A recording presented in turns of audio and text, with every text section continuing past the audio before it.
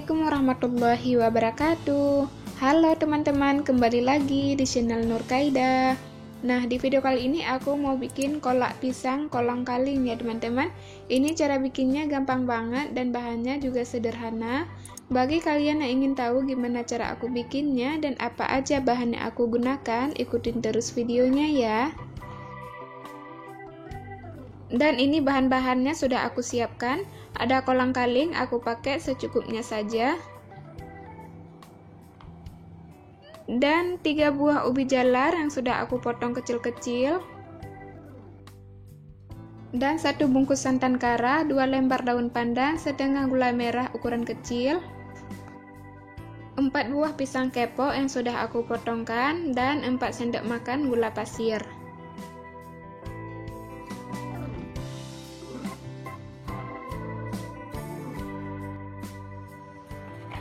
Langkah pertama, rebus dulu ubi jalar, tambahkan sedikit air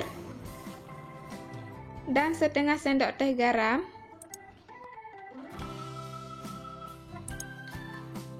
Rebus ubi jalarnya sampai empuk ya.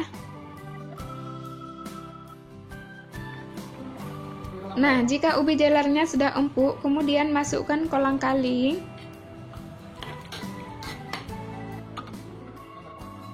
Selanjutnya masukkan gula merah dan daun pandan.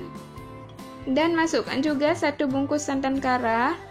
Kemudian tambahkan 2 gelas air putih. Dan aduk sampai semua tercampur rata. Dan kita tunggu sampai mendidih. Nanti kalau sudah mendidih baru kita masukkan pisangnya.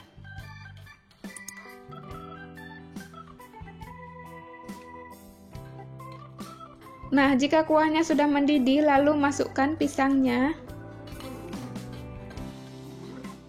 Kemudian tambahkan gula pasir 4 sendok makan. Jika ingin lebih manis lagi, bisa ditambahkan gulanya sesuai selera.